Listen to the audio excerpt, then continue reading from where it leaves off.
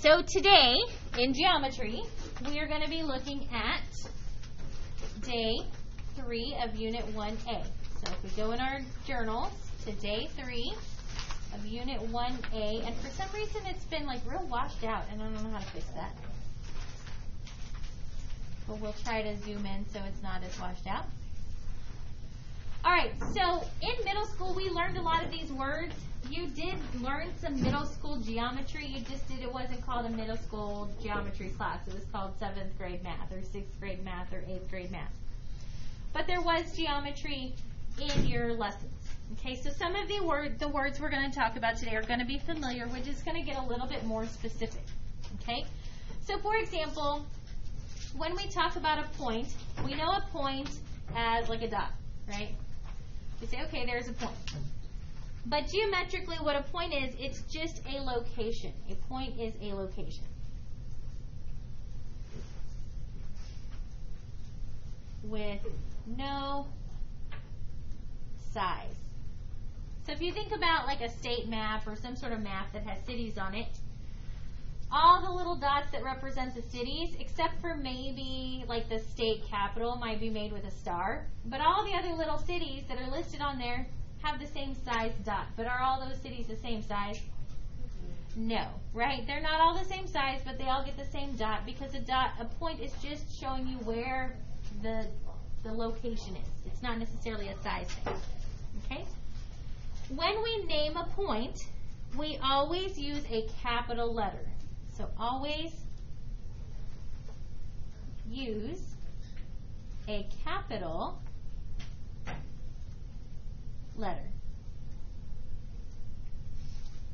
So for example, if I wanted to name that point that I drew, we put what I think of as like it's a label on it technically, but I think of it as its name tag, a little letter. And you can put whatever letter you want as long as it is capitalized.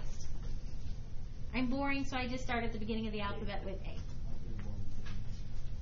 If I gave you this figure and I asked you to describe this figure, then what you would write is point A. And you have to use a capital letter. Any questions on point? A point has 0 dimensions. There's no dimensions to a point. It's just a location with no size and no dimension. A line. A line is a set of points. I know sometimes it's hard for us to think of it as being points, but a line is a set of points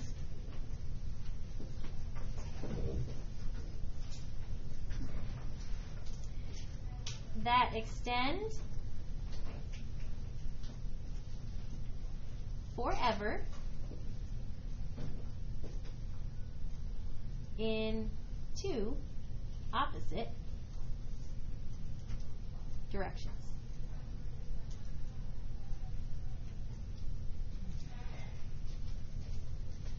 A set of points that extends forever in 2 opposite directions. Okay?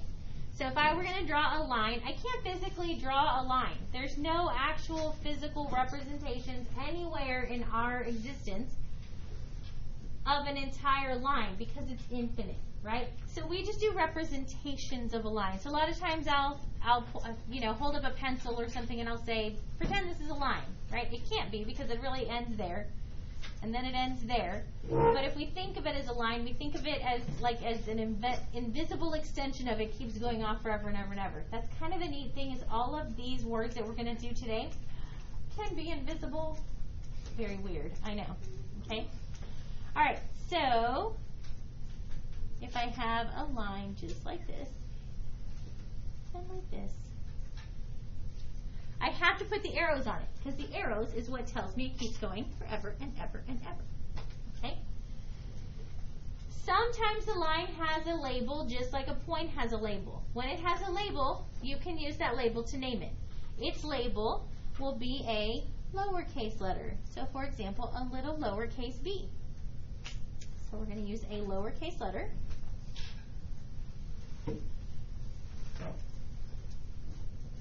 And notice the B, I put it right next to the arrow. It can go next to either end, but it's always going to go next to one of the two arrows. And that's how you know that that is the label for the line.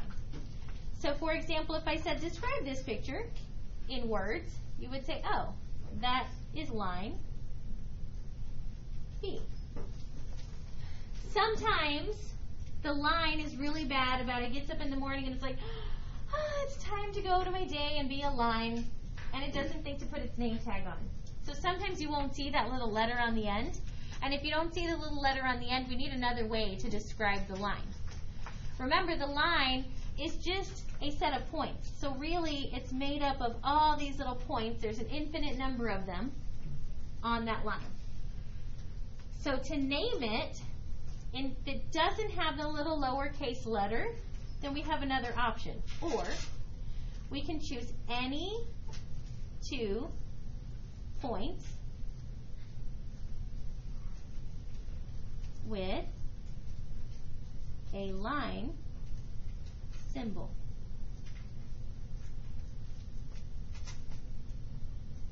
So I drew 3 points on there. I could have drawn as many as I could have, but I didn't want to overwhelm us with letters and numbers, or I guess letters. So let's see, AB will go with C, and let's say this is point D, and let's say this is point E, because again, I'm very creative like that. Okay? It says I can pick any 2 points. So I don't have to choose the 2 on the outside, because those aren't the only 2. Those aren't the 2 on the furthest outside. There's an infinite number. Keep going, right? I can't get to the 2 furthest outside. It doesn't have to be one on this in the middle, because there's not technically the middle to something that goes on for forever. Okay? Whatever 2 points on this line you like the best, then those are the 2 I would go with. So for example, if I like the D and I like the E, I can say, choose those 2 letters, D, E, and I have to put a line symbol above it. So right above the D and the E, I put the little line. And what that tells me is I'm looking at the line that goes through the points D, E. Okay? So I think I have a little line that I can use to demonstrate. What did I do with it? I just had it. Here we go. Alright, so for example, the line that goes through D and E. So I can put a bunch of lines through D, right? That's a line through D. And line B is a line through D. But the only one that goes through line D and through E is line B, right? So these 2 are naming the same exact line. Does that make sense? But I didn't have to use D and E. I could have used E and C. They don't even have to go alphabetically. As long as I have the little arrows. Because now this one is saying the line that goes through point E and through point C. Because it can go through E and not be line B. But as soon as it goes through E and I say, oh wait, it also has to go through C, well now it's line B. Because that's the only line that'll go through those. Does that make sense? Okay.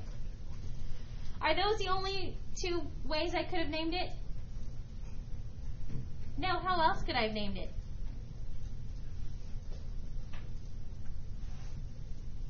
Pick any 2 other letters. Yes? C and D. I could have called it line CD. I could have called it line CE.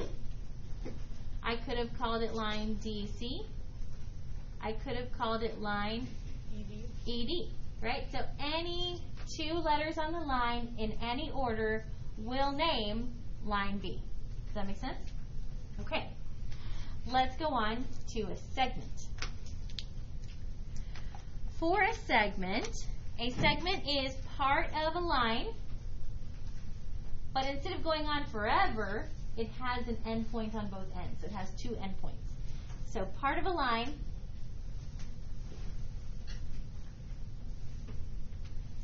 with 2 endpoints.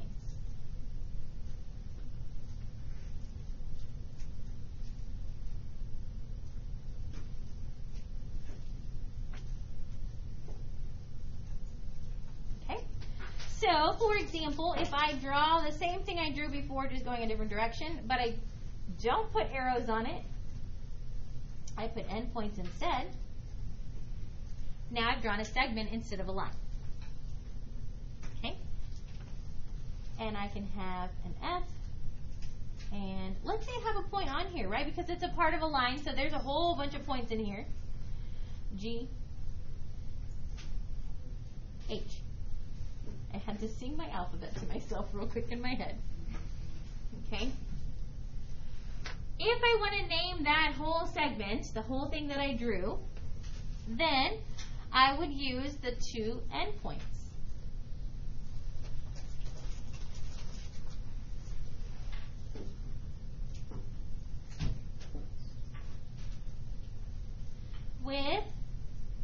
So we used a line symbol to name a line. We're going to use a segment symbol to name a segment. Now, this time, it does matter which 2 points I use. I have to use the 2 that are on the end. Okay? So when I name this one, I have to use the F and I have to use the H. And then for my segment above it, I draw the same thing I did for the line, I just don't put arrows. So just like that.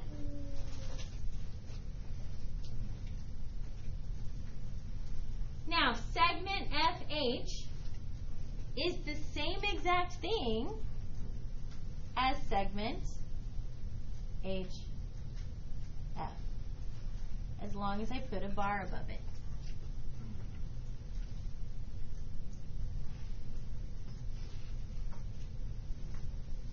Okay. If I were to come up here, I could even identify segments in this picture, even though I have arrows, because remember I said things can be invisible. Things can also be parts of other things, right? So if I use the 2 letters CD, but I don't put an arrows on the end, I just put the bar, that means I'm talking about a part of this line. I'm just talking about the part between C and D. Okay? So sometimes you'll see segments referred to. However, your diagram shows a line, but if you look at the notation, they're just talking about the segment. So you really do have to use correct notation and read the correct notation. When I read this out loud, I should read this as the line that goes through D and E. When I read this, I should read it as the segment from F to H. Okay? Just to make sure we know exactly what we're talking about. This G, I do want to kind of mention it. Sometimes you will see some textbooks and some teachers, if you ever take other classes that work with geometry, that use the G as well. And they call it segment FGH or HGF. As long as the F and the H are on the ends, it's not wrong. It's just a little inefficient. You don't need the third letter, so why use the third letter, right? You don't need it. So you just need the outside letters. It's not wrong to use the one in the middle. It's just you're being a little extra. Okay? All right. Let's look at the next one, ray. A ray, a lot of people think of it as half a line because it extends forever in just one direction. But since you can't measure infinity, you can't divide infinity in half. So it's not technically half a line, but a lot of times we think of it that way. It's part of a line with one endpoint. Okay? It is part of a line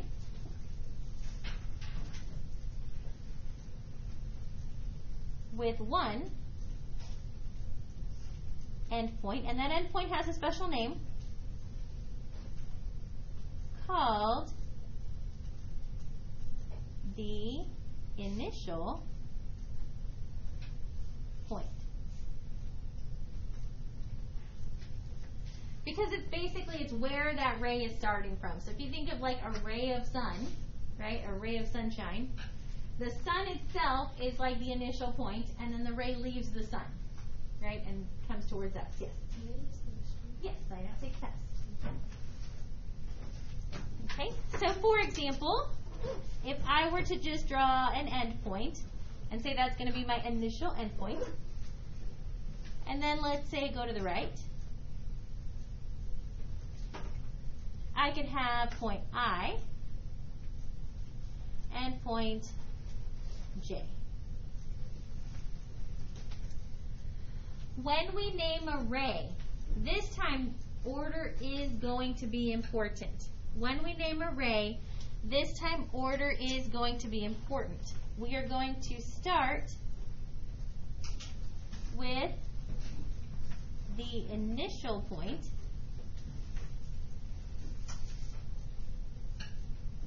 followed by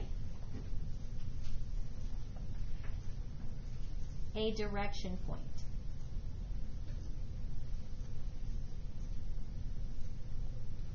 Okay? The reason we need 2 points is because if I'm starting at A, if that's my initial, or at I, if that's my initial point, I could draw a line leaving that going in any direction, right? So I need to have a second point to tell me, oh, I'm going towards J. I'm going in that direction, in the direction of J. And then I keep going past J. So that's why you need a direction point, is because that way you know which direction that ray is extending towards. So when I name this one is going to be, I'm going to use my initial point I, capital I, because it's a point, followed by my direction point J, capital J, because it's a point. And then, oops, I didn't write, and a ray symbol.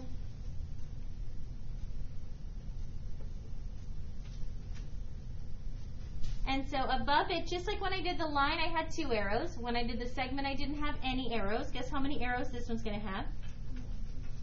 1. Which side do you think it's going to be on? On the right side.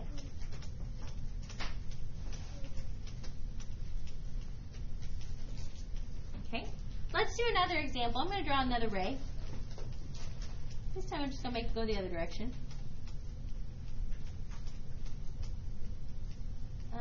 H-I-J-K-L.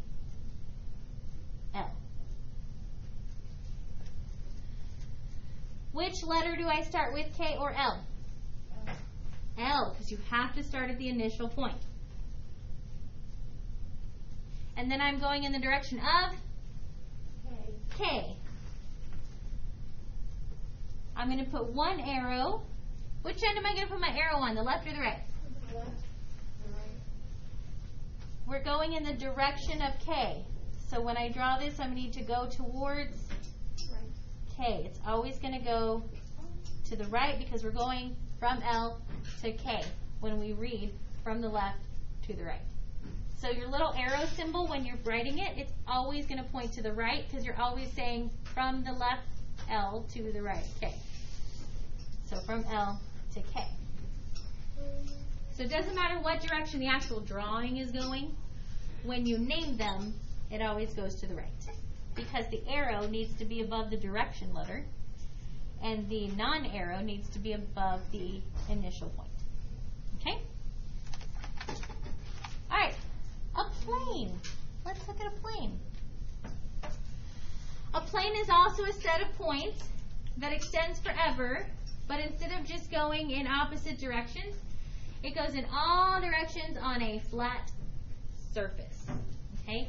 So a plane is a set of points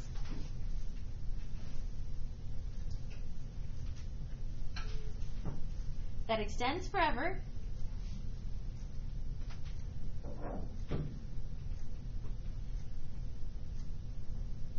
in all directions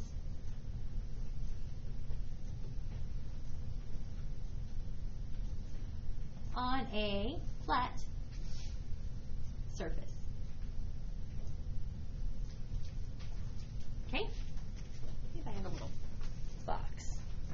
I can use this box. Yes. Yes. Okay. All right, so when we think of a plane, again, just like with a line, we don't have an actual representation in our existence of a real line because a line has to go on forever and ever, and there's nothing that goes on forever and ever in our real world. The same thing happens with the plane. Okay, there's no flat surface that goes on forever and ever and ever. We have representations of planes everywhere. Your piece of paper that you're writing on is part of a plane. The ceiling is part of a plane. The wall is part of a plane. This little box here that I have of invisible tape it's made up of parts of planes, right? Each side to the box is part of a plane. I've got the top of the box. I've got these sides. Ignore the tape on the side of the tape box. Okay, so all of these are parts of planes, right? All of these are parts of planes. When we draw a plane that it has to extend in all directions, we can't just put an arrow on each end. So what we do is we draw a parallelogram. So think back to middle school math, what a parallelogram looks like. It's just two tilted parallel lines, or segments technically, for your sides, and then parallel segments for the top and the bottom. If it's not perfect, that's okay. You know what you meant. Okay?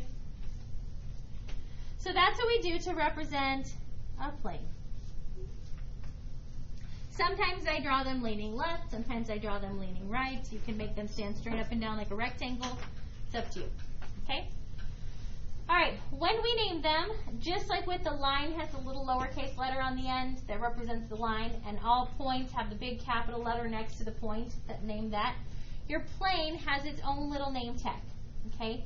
And it's also, just like with a point, it's going to be a capital letter. Okay? So it's going to be a capital letter.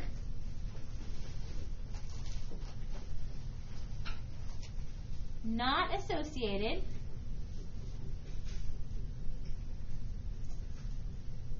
with a point. A capital letter not associated with a point. Okay, so if I have a bunch of points in here, I'm just going to put 3. Okay, let's say M, N, P. Why do you think I didn't use O? Sign out, take that. Why do you think I didn't use O? Any ideas? Yes? Because that's usually the plane. No? Any thoughts why I wouldn't use O in a math class? Yes? Go ahead over here. O looks the same as 0, right? And so a lot of times if I use the letter O to label something and then I use a 0 in the math part of the work, I start to get confused. So you'll see me usually skip O. Also, I usually won't use the letter I and the letter H in the same diagram. I used them today because it was 2 different diagrams, but a lot of times we'll be turning our pictures around upside down because they'll make more sense that way. If I were to turn this paper sideways, well, now all of a sudden my H looks like an I, and my I looks like, or my H looks like an I, and my I looks like an H. So I tend to try to stay away from H's and I's in the same picture, and I hardly ever use an O. Okay? All right, so a capital letter not associated with a point. So all of those letters are associated with points, but in one of the corners, and it can be in any of the corners, you just have to check them all out, you'll have an NP, we'll go with Q. A letter that doesn't have a point with it. It's just kind of hanging out there in the corner. Okay? That is the name of the plane. So for example, I could call this plane Q. Sometimes, just like the line, they get up in the morning and they forget to put their name tag on. So we have to describe it, just like I can describe the ray with 2 letters, and the segment with 2 letters, and the line with 2 letters. I can use points to name a plane. However, I can't just use 2 points to name a plane, because if I just pick 2 points to name a plane, if you think of 2 points, if you look up at the ceiling and you just pick up 2 points in the ceiling and say, okay, these 2 points are in the ceiling, they're both in that plane. So those 2 points should name that plane. Remember, I said things can be invisible. If I pick that intersection and that intersection on the ceiling where the metal bars cross, I could, if I really had the skills and the money and the resources to, I could build a wall here, right? And block myself off from you. Right? Like a little wall right here. Yeah? I'm a mime in a, I don't know what, box. Alright, so those 2 points would also be in this plane. Right? So since they're also in this plane, those 2 points are not enough because I don't know which plane I'm talking about. I need a third point. Okay? I need a third point. So we're going to say it's the capital letter that doesn't have a point, or 3 points. But wait, there's more. Those 3 points can't be in a line, because if I look back at this box right here, if I pick 3 points right here on the corner of this box, 1, 2, 3, and they're in a line, well, those 3 points, if they're right on the corner, those 3 points are also in this plane, right? So those 3 points are in both the top of the box and the side of the box. So again, that's not enough information to tell me which plane I'm working with. So my 3 points, one of those points cannot be in line with the other 2. Okay? So it has to be 3 points that are not in a line. Because now I could say, oh, I can use these 3 points, and I know I'm talking about the top of the box. Does that make sense? So 3 points not in a line, which I just happened to draw for us when I drew our picture. So I could also call this plane MNP, or PMN, or PNM, however you want to say that. MNP. If you're choosing to go the 3-letter route, then Q is no longer an option. I cannot call this plane MQP, because my options are the letter that doesn't have a point, or 3 points not in the line, right? Does that make sense? So you either use the Q all by itself, or you use 3 letters and don't include the Q. All right, one more, guys, one more. We're going to talk about an angle. And I know you did angles in middle school. This, again, isn't new. But you may not have heard of the definition of an angle written this way. An angle is 2 rays that share their initial point. 2 rays that share their initial point. So, for example, if I draw one ray,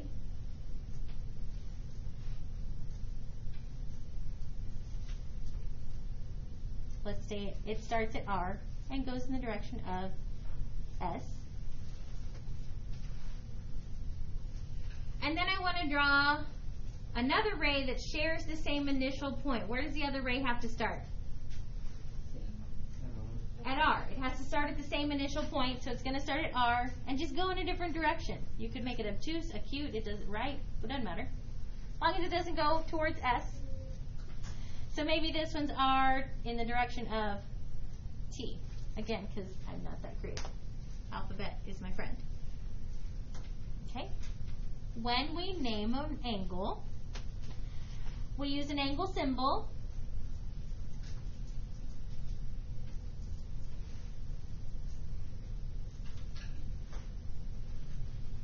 And the vertex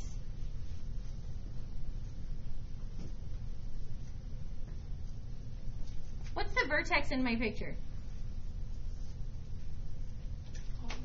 R. Good. We remembered from forever ago, right? It's been a long time since we've done these words.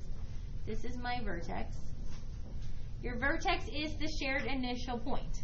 Okay? The vertex is the shared initial point.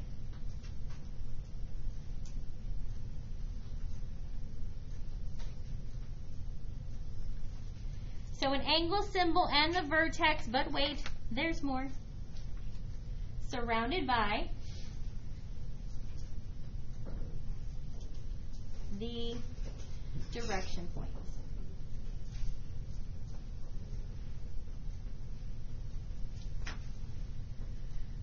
Whew. So my example is going to fall outside my box, but that's okay.